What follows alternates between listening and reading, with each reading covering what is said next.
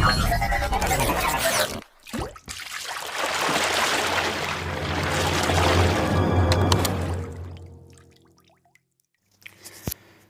اللہ الرحمن الرحیم۔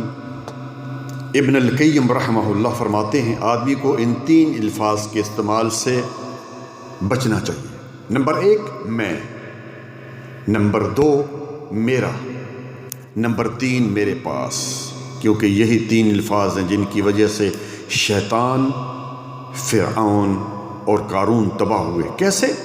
شیطان نے کہا تھا انا خیر منہ خلقتنی من نار وخلقتہ من طین، سورۃ اعراف آیت نمبر 12، کہ میں تو آگ سے بنا ہوں اور یہ مٹی سے بنا ہے۔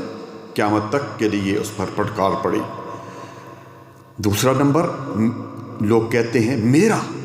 فرعون نے کہا تھا الیس لی ملک مصر، سورۃ زخرف آیت نمبر 51، کہ کیا ملک مصر جو ہے وہ میرا نہیں؟ دنیا نے دیکھا کیسے فرعون غرق ہوا، اور اس نے ایک اور چیز کا بھی مطالبہ کر ڈالا، کیا کہ آنا ربکم الاعلی، میں تمہارا سب سے بڑا رب ہوں۔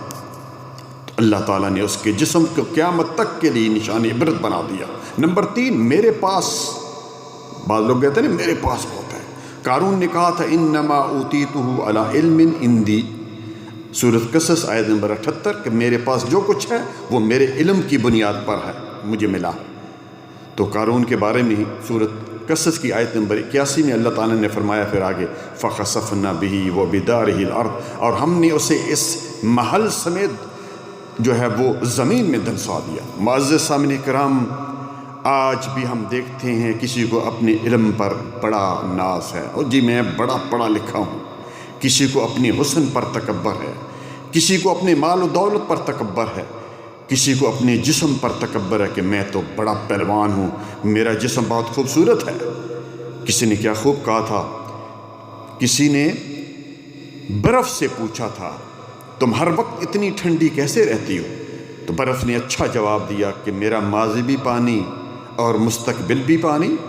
تو پیارے بھائی اور قابل احترام بہنوں، اسی طرح انسان کا ماضی بھی مٹی اور مستقبل بھی مٹی، اور مٹی سے ہی بنے ہے اور مٹی میں مل جانا ہے، تو پھر تکبر کیسا؟